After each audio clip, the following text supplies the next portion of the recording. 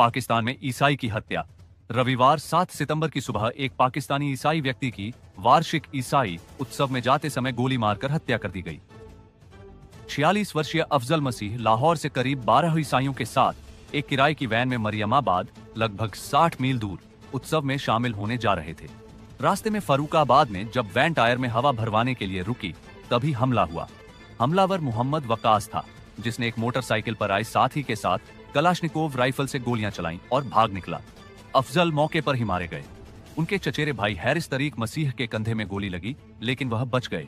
अफजल अपनी 40 वर्षीय पत्नी और 4 बेटों को पीछे छोड़ गए हैं। बारनाबास एड साझेदार उनकी शोकाकुल परिवार की तात्कालिक जरूरतें पूरी कर रहे हैं।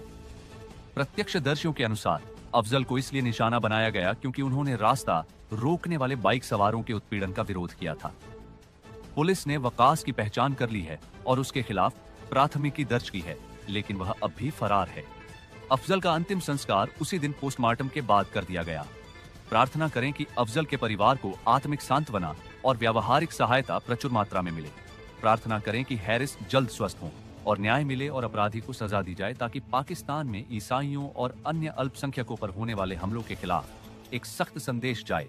तलड़ मोर ख्रीष्टीय भाई भाई मैंने आपण मान स्वागत करुच्ची मेसेज न्यूज टीवी रे। आपण माने वर्तमान वीडियो को देखि सारे ताहा पाकिस्तान रो वीडियो अच्छी।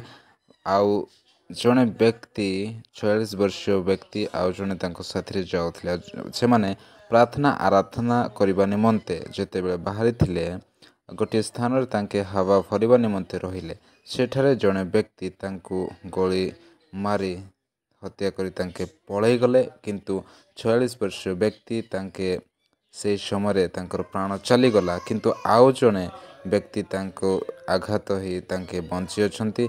आउ जो व्यक्ति की 46 वर्षीय व्यक्ति थिले तांकर स्त्री आ पिला छुआ मध्य अछंती।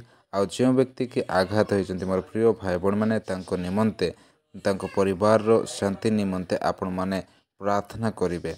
हाँ मोर प्रिय भाई बहन माने प्रभुंकर लोक माने एही जगत रे कौन सी जगार मध्य से माने सुरक्षित नुहंती, कहीं जगत आम मान को चिन्ह पारिब ना, कहीं ईश्वर प्रभु जीशु ख्रीष्ट को मध्य जगत चिन्ह पारा ना, आम मान को मध्य चिन्ह पारिब ना।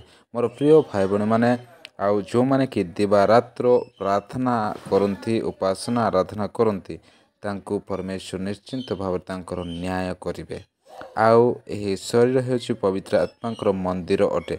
आउ एही मंदिर को जदि केही विनष्ट करे तेबे निश्चिंत भाव में परमेश्वर तांको केबे मध्य कदापि छाड़िबे नाही। परमेश्वर तांकर न्याय करिवे निश्चिंत भाव में। हाँ मोर प्रिय भाई बहन माने सेतिपाई आम मानकु आपण मानक समस्त विशेष अनुरोध जे सही परिवार एवं से जो भाईंकर आघात होता निमंते मध्य आपण प्रार्थना करतु जेपरी परमेश्वर तांको आरोग्यता प्रदान करिवे। आउ से परिवार को मध्य प्रभु सुरक्षित प्रदान कर प्रत्येक आवश्यकता को पूरण करिवे। आउ से परिवार को मध्य प्रभु तांकरी महिमा निमंते व्यवहार करिवे, सेतिपाई प्रार्थना करिवे। हाँ मोर प्रिय भाई बहन माने आपण माने एही समय पर्यंत ए वीडियो को सुंदर भाव देखि प्रभु आपण मानकु आशीर्वाद करंतु। पुनर्बार समस्त को प्रेज द लॉर्ड।